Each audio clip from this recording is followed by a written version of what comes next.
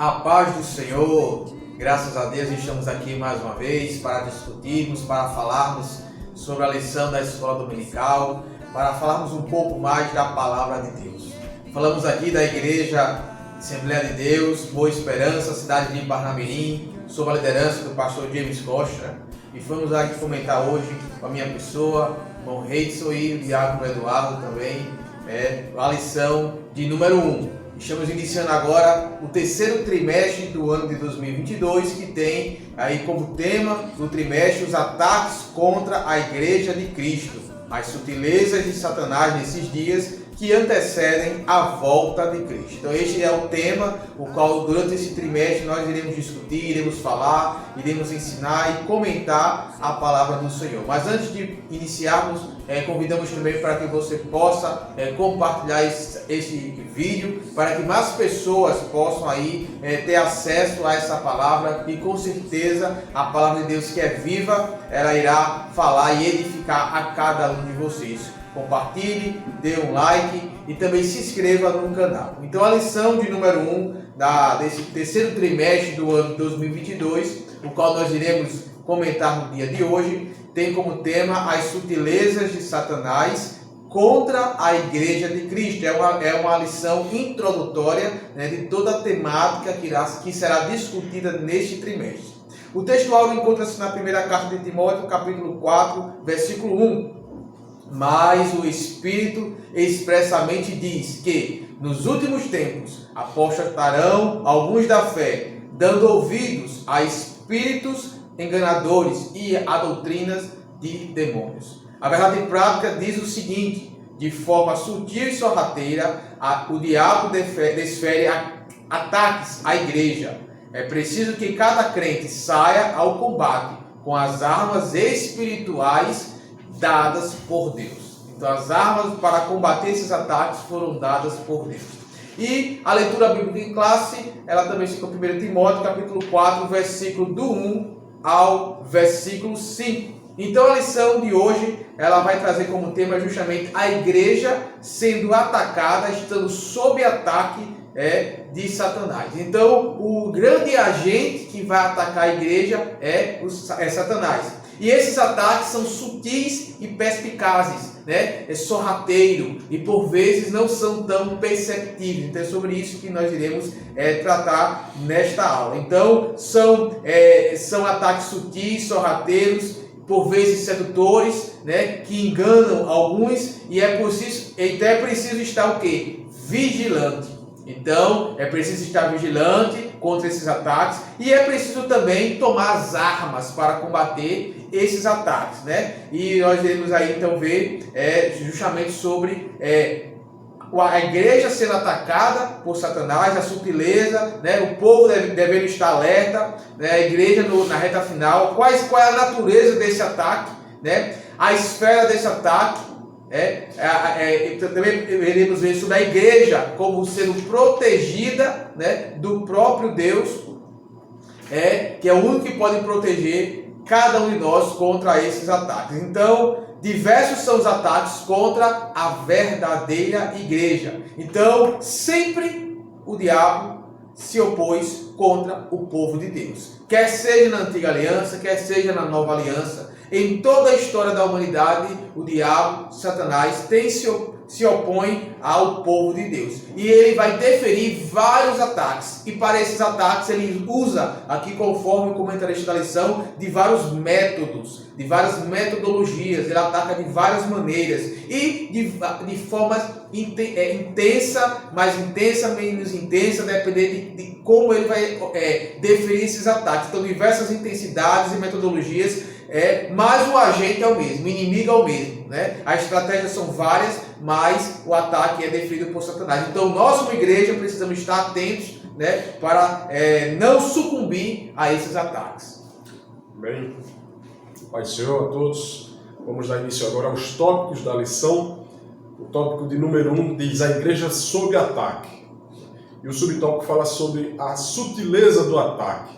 Nós sabemos que, como o irmão Reis aqui já falou, o inimigo ele usa de várias formas, tem vários métodos para derrubar o homem, para atacar a vida espiritual do ser humano. né? E isso, como ele já falou, não é de agora, desde a antiga aliança, na nova aliança, o inimigo ele tem suas formas sutis de agir, de maneira que vem derrubar o ser humano, né, no seu caminho espiritual, na jornada até os céus, né? Começou desde o Jardim do Éden, quando Deus criou o homem e a mulher, e ele já começou ali, né,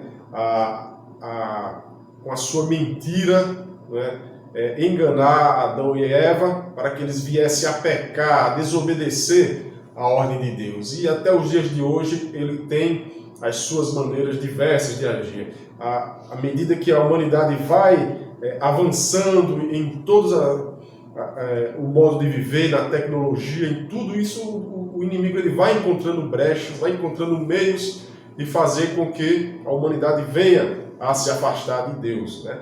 E nos dias atuais está cada vez mais fácil do inimigo agir, né? Com as redes sociais, com o avanço da tecnologia, você consegue fazer muitas coisas sem que ninguém, entre aspas, né, esteja vendo. Mas nós servimos a um Deus que ele é onisciente, que ele é onipresente, ele sabe de todas as coisas. E nada que esteja encoberto, né, não ficará encoberto, né?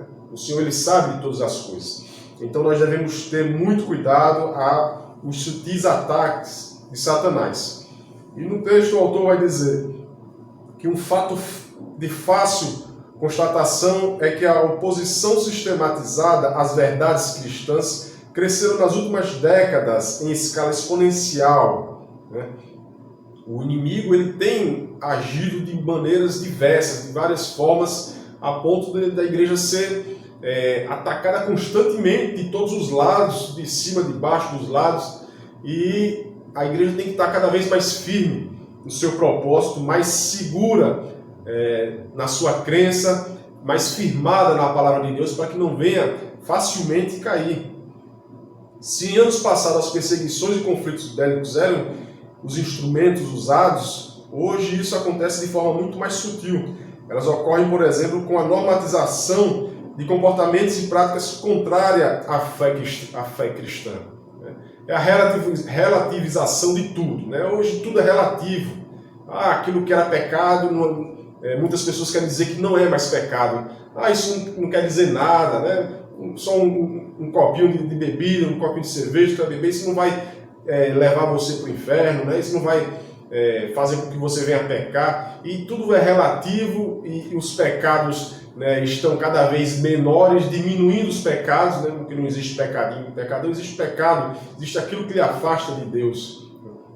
E isso tem entrado em muitas igrejas, e muitas pessoas têm pregado um evangelho de facilidades, e muitas pessoas têm ouvido essas coisas, têm lhe agradado, né? Porque as pessoas não querem ser muitas vezes confrontadas com seus pecados, confrontados, né? Isaías já dizia lá no capítulo 5, no versículo 20, o profeta Isaías, ele já dizia, na antiga aliança: ai dos que ao mal chamam bem, e ao bem chamam mal, que fazem da escuridade luz e da luz escuridade, e fazem do amargo doce e do doce amargo, né?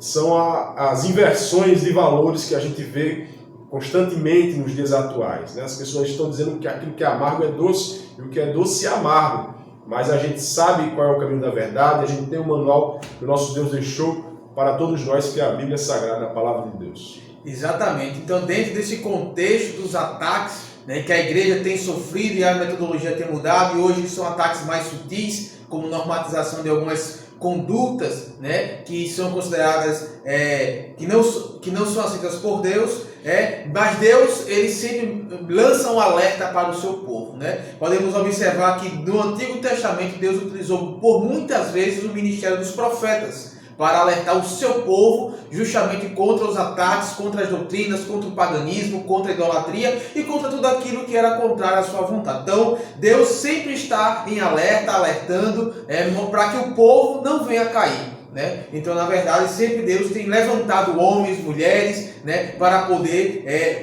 alertar o seu povo. E os profetas foi um dos instrumentos com o qual Deus utilizou em larga escala, né, durante toda a história aí do seu povo de Israel, principalmente no período monárquico, né, quando a monarquia, né, quando os reis começaram a reinar em Israel. E esses alertas, tanto aqui foram a pessoas específicas, alerta a pessoas, a líderes, ou também a grupos, né? Tanto alertas para o reino de Judá, para o reino de Israel, né? Para o povo que ali estava sendo saindo do Egito para a terra prometida. Então, Deus, durante todo o período, e esses alertas mostram o quê? A preocupação de Deus, né? Em que o seu povo não caia, o seu povo ele não venha errar o caminho, que é justamente o que significa pecado, é quando você erra o alvo, erra o caminho. Então, Deus tem trabalhado através desses alertas. E a forma aqui, como o próprio Paulo ele vem destacar em Timóteo, capítulo 4, que Deus também na nova aliança, ele é um Deus que continua alertando. E ele vem frisar aqui o comentarista que o alerta de Deus no Novo Testamento, na nova aliança, é justamente através do seu próprio Espírito. E aí Paulo ele vai dizer, o Espírito expressamente diz, quer dizer, o Espírito ele fala sem sombra de dúvida, o Espírito fala claramente para que possa ser entendido e compreendido. Então, podemos ver que na antiga aliança, Deus utilizou em larga escala, né, dos profetas, o ministério dos profetas para alertar o seu povo, e na nova aliança, Deus utiliza-se do Espírito, do seu Espírito, para que possa alertar claramente o seu povo contra justamente esses ataques. Então, é preciso estar em comunhão com o Espírito de Deus, é preciso estar em comunhão com Deus, para que assim possamos compreender a sua voz e sermos alertados, né? Entendermos o alerta de Deus contra esses ataques. Verdade. E o terceiro subtópico é a igreja na reta final. A sutileza de Satanás ao atacar a igreja de Cristo é um fato claramente revelado pelo Espírito Santo. Deus preveniu a igreja de que isso aconteceria. Não há razão, portanto, para surpresas. Foi previsto e registrado nas Escrituras. Além desse fato, o Senhor também mostra que isso aconteceria nos últimos tempos, né? Está escrito lá em 1 Timóteo 4:1, que diz: mas o Espírito expressamente diz que nos últimos tempos apostatarão alguns da fé, dando ouvidos a espíritos enganadores e a doutrinas de demônios, né? Apostatar da fé é abandonar a fé, abandonar aquilo que nós cremos, a palavra de Deus, né? Dando ouvido a espíritos enganadores, a vozes que dizem as palavras contrárias à palavra de Deus e a doutrinas de demônios, né? Aquilo que não vem do Senhor, que não está escrito na palavra de Deus, né? E a expressão últimos tempos é uma referência ao período compreendido como sendo a era da igreja.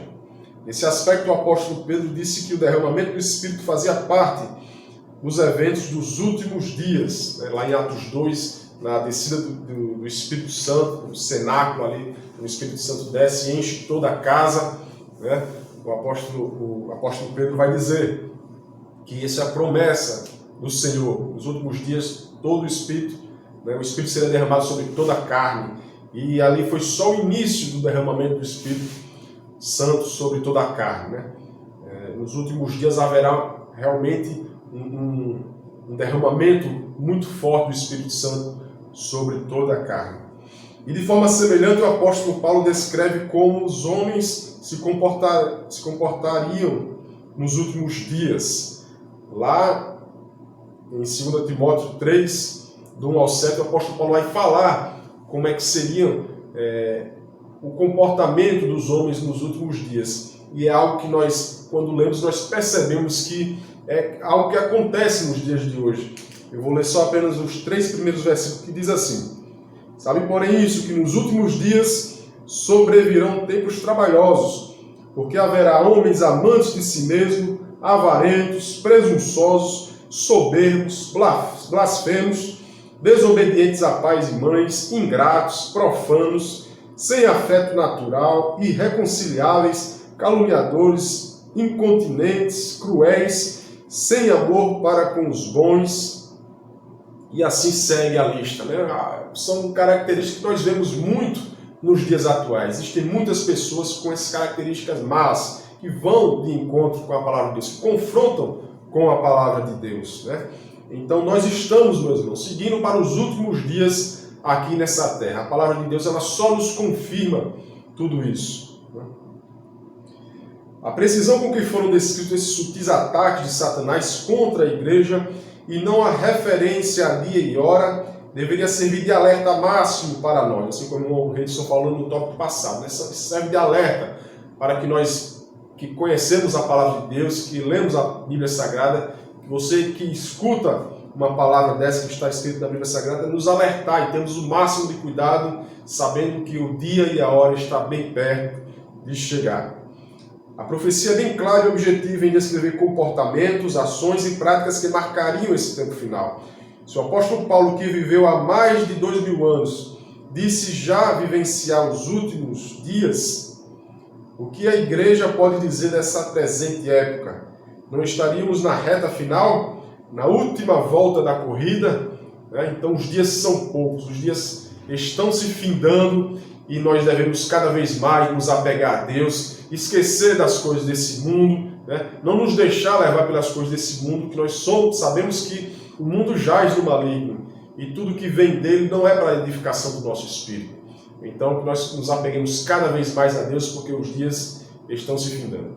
Exatamente. E agora vamos iniciar sobre o segundo tópico da lição, após debatermos e falarmos um pouco sobre os ataques de Satanás contra a igreja de Cristo, nós iremos falar sobre a natureza do ataque, né? De onde é a natureza, quais são as características, né, desse ataque. Então, o primeiro ponto aqui da natureza do ataque, ele vai falar que o ataque é de natureza espiritual. Então, por isso que Paulo, quando ele vai fazer referência aqui em Timóteo, ele vai dizer espíritos enganadores e demônios. Ele vai utilizar esses dois termos aqui, fazendo alerta ali para o irmão Timóteo. Então, vemos aí que espíritos enganadores e demônios, né, são justamente aquela terça parte ali que caiu juntamente com Satanás. Então, observamos que a ordem, né, do ataque, a natureza do ataque, ela tem essa característica de ser espiritual. Então, são espíritos maus, né? São esses espíritos que estão aí para atacar a essa igreja.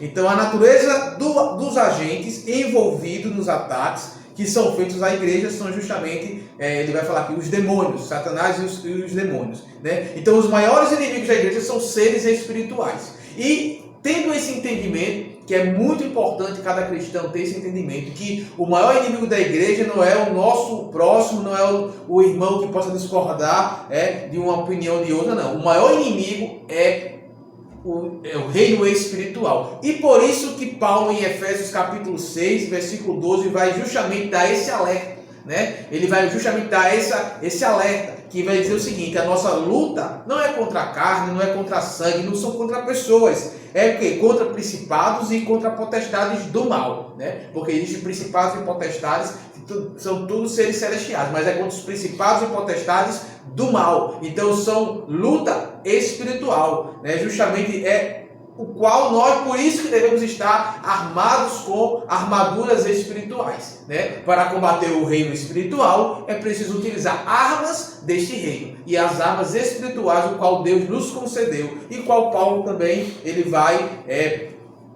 relatar aqui também em um dos seus textos. Então é importante saber que esse ataque à igreja, ele tem a sua natureza, várias naturezas, e uma delas é a natureza espiritual. Verdade. E o segundo ataque é de natureza moral, né? Natureza espiritual e agora natureza moral. Outra coisa a ser levada em conta sobre a natureza do ataque à igreja, que revela a sutileza do diabo. Esse também é um ataque moral. O apóstolo faz referência a pessoas que se comportam de forma hipócrita e que também são mentirosas, né? 1 Timóteo 4,2, que diz: pela hipocrisia de homens que falam mentiras, tendo cauterizado a sua própria consciência. Esse comportamento se encontra na esfera moral. Na verdade, a hipocrisia e a mentira são manifestações inversas das virtudes morais cristãs, da autenticidade e da verdade. Hipocrisia e mentira vai exatamente contra a moral cristã, o caráter cristão que é formado dentro de cada um que aceita Jesus Cristo verdadeiramente como seu único e suficiente Salvador. A operação do erro sempre trabalha com a falsidade e o engano. Paulo também demonstra a esfera moral desse ataque quando faz referência àqueles que têm cauterizado a sua própria consciência. O termo grego suneides sunedesis, usado para consciência. É uma referência à capacidade humana de julgar, de entender o certo e errado. Em outras palavras, é a faculdade humana por meio da qual se distingue o que é moralmente bom ou ruim. Uma consciência cauterizada significa dizer que ela se tornou insensível para julgar o que é certo ou errado, né? Então, a pessoa que vive uma vida de pecado, ela já passa a agir a sua vida como se ela não estivesse pecando, aquilo que ela está fazendo é normal, passa a ser normal. É por isso que o autor aqui vai dizer que a mente fica cauterizada, ela não tem a sensibilidade, né, espiritual para distinguir que aquilo que ela está fazendo é algo errado. E ela já peca deliberadamente, né, sem nenhum receio no seu coração, achando que está vivendo sua vida normalmente, né? Então, é um ataque que vem também do inimigo, é um ataque moral, de forma que você passa a agir, passa a pecar, se afastar de Deus de maneira totalmente consciente, né? Mas só que com a mente cauterizada para o pecado.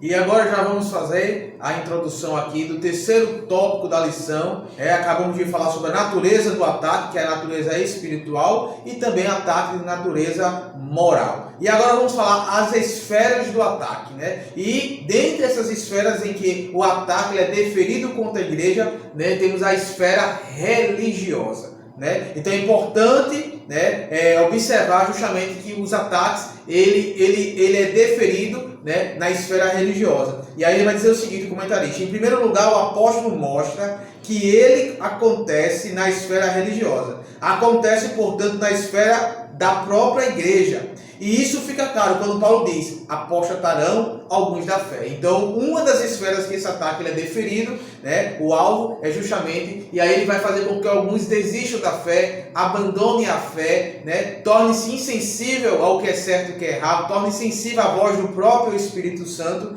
né? Então eles vão abandonar a fé, vão abandonar a crença, vão abandonar aquilo que estavam firmados. Então, o ataque, ele tem essa esfera também na esfera religiosa. E aí ele vai continuar: não há dúvidas de que o apóstolo está se referindo a cristãos professos que sucumbiram ao ataque do diabo. Né? Aqueles que um dia professaram e que por algum motivo ou outro, né, se afastaram aí do caminho. Então eles sucumbiram, eles desistiram, eles caíram, estão prostrados. Então é uma esfera, é uma área no qual o inimigo ele vem atacar justamente essa esfera religiosa. Aí ele vai também trazer aqui uma observação que os principais inimigos do evangelho vêm muitas vezes dentro da própria igreja, né? Por algum motivo, né, eles vêm aí se rebelar, ou vêm cauterizar a mente, ou vêm apostatar e tornam-se inimigos, né? Pessoas que conhecem de certa forma a verdade, mas que tornam-se inimigos e tentam desconstruir tudo aquilo que a palavra de Deus ela vem afirmar e reafirmar. Então,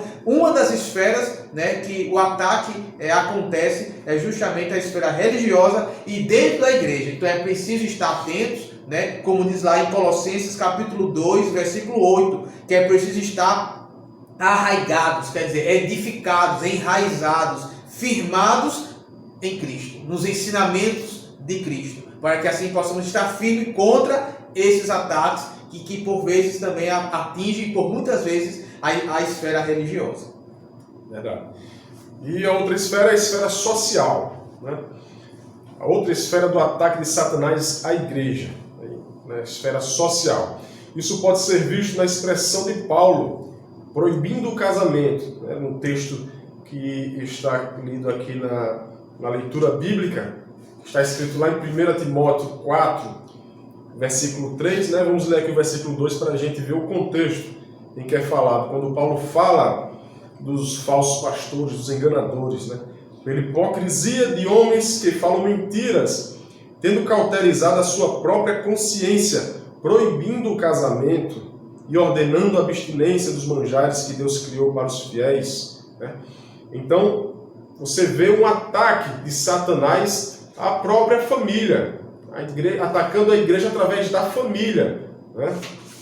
E é uma forma de dizer que o diabo ele se opõe à família. Sem dúvida, a família é uma das mais importantes instituições sociais que existem. Deus criou o homem e a mulher e ordenou que eles procriassem, que enchessem a terra. Né? Então é uma instituição que foi criada por Deus. E das mais importantes instituições sociais que existem, se não a mais importante. Nesses últimos anos temos visto Satanás e seus demônios atacando com muita fúria a família brasileira, especialmente a cristã. Estamos sob fogo cerrado. As mais variadas leis e decretos têm sido criados com o intuito de desconstruir a família. Precisamos acordar para essa realidade, pois atacando a família, Satanás atinge a igreja. Satanás, ele sabe a maneira de agir. Né? Há milhares de anos que ele vem trabalhando os ataques contra o povo de Deus, contra todo aquele, especialmente aqueles que servem e adoram o único Deus, né? Porque Satanás, ele queria ocupar o lugar de Deus. Como ele não conseguiu, ele foi expulso do paraíso, ele foi expulso do céu, né? Então ele procura de todas as formas levar todos aqueles que ele possa conseguir. Ele está como um leão furioso, procurando todos aqueles que ele possa tragar, né? Todos aqueles, principalmente aqueles que servem a Deus. E atacando as famílias é uma das formas que ele consegue, né, atingir a igreja do Senhor. Famílias fracas, igrejas fracas. Não é isso? Exatamente. Então observamos aí que a esfera do ataque tanto é uma esfera religiosa e uma esfera social. E na esfera social o principal foco é a família. E já encaminhando aí para o final da lição, o quarto tópico da lição vai falar sobre a igreja protegida. Essa igreja que sofre ataques de Satanás, ela é protegida. E nós aí na primeira parte vai falar a exposição da palavra. Então existe aí várias maneiras dessa igreja se contra-atacar, vamos assim dizer, se defender desses ataques, estar protegida desses ataques. E a palavra de Deus é uma delas. O apóstolo Paulo põe duas importantes armas e ferramentas capazes os ataques do diabo. Então ele vai expor que existem aí duas grandes e importantes ferramentas, o qual cada crente poderá neutralizar os ataques de Satanás. E aí ele vai falar que uma dessas ferramentas é a palavra de Deus e a outra ferramenta é a oração. Então nesse primeiro ponto ele vai falar sobre mais propriamente a palavra de Deus. Então a palavra de Deus, conforme o próprio Paulo vai falar, ela é um poder santificador, ela tem esse poder. E como assim um poder santificador? A palavra de Deus, ao ler a palavra, ao ouvir a palavra, a praticar a palavra, você vai conseguir se separar do mundo, pois a santificação ele tem essa característica de ser separado, ser diferente. Assim também ele vai falar como a palavra de Deus sendo um antídoto. Quer dizer, é aquilo que vai combater, vamos dizer assim, a enfermidade do pecado, a enfermidade de todo ataque de Satanás. Então a palavra de Deus é uma grande ferramenta, né, contra o asceticismo, contra as falsas doutrinas, contra os falsos ensinamentos, contra as doutrinas de demônios. Então justamente para combater esses falsos ensinamentos, esses homens hipócritas, mentirosos, é preciso estar firmado na palavra e é preciso conhecer a palavra. E, para finalizar essa parte,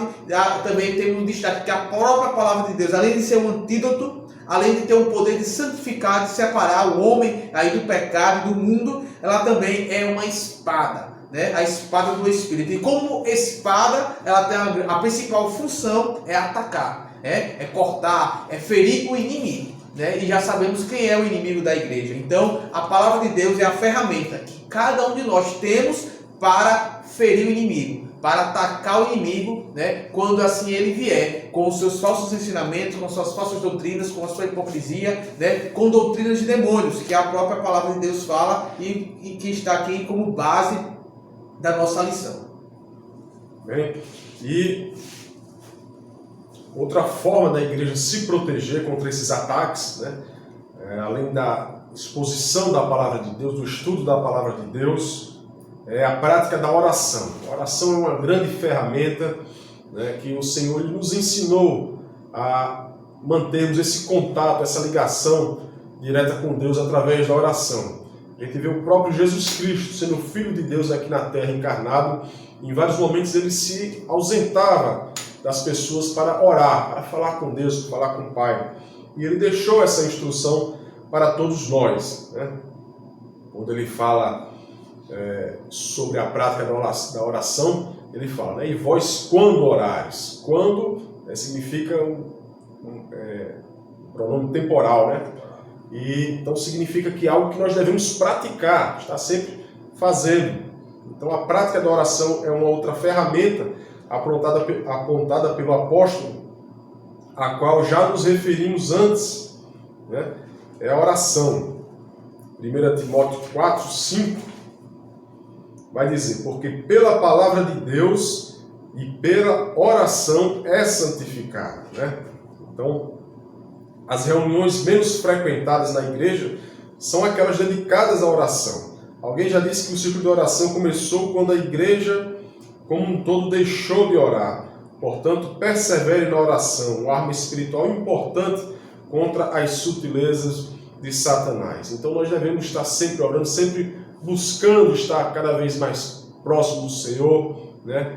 Falando com Ele, conversando com Ele, falando sobre o que você tem passado, né? O Senhor ele tem prazer em ouvir a cada um de nós, né? A palavra de Deus diz que quando Ele criou o homem ali no Jardim do Éden, todos os dias após a viração do dia, no finalzinho do dia, Ele ia encontrar com Adão, Ele ia ter com Adão ali, conversar com ele, porque Ele gosta de conversar com os seus filhos. Então é uma prática que nós também devemos ter prazer, porque o Pai, Ele tem prazer em conversar com cada um de nós. Amém? Então, para concluir a nossa lição de hoje, então é preciso que cada cristão ele compreenda e entenda essa realidade, que a igreja ela está sob ataque constante, né? Sutil, né?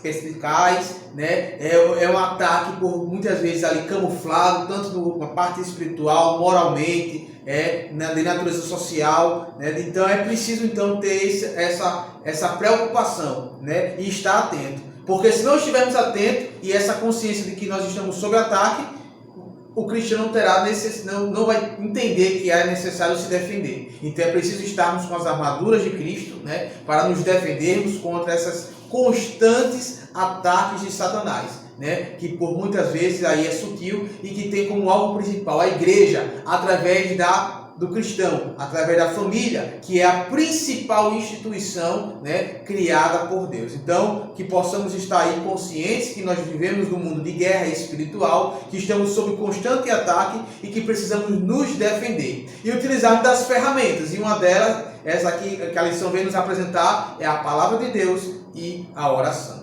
Então, que possamos aí ter outras oportunidades aqui para falarmos um pouco mais sobre a palavra de Deus, que esperamos que tenha aí, com certeza a palavra de Deus alcançou seus objetivos, né? Estamos sendo edificados na sua palavra, então que Deus abençoe a cada um, compartilhe esse vídeo, se inscreva, dê um like, para que a palavra de Deus possa se expandir e possa alcançar mais pessoas.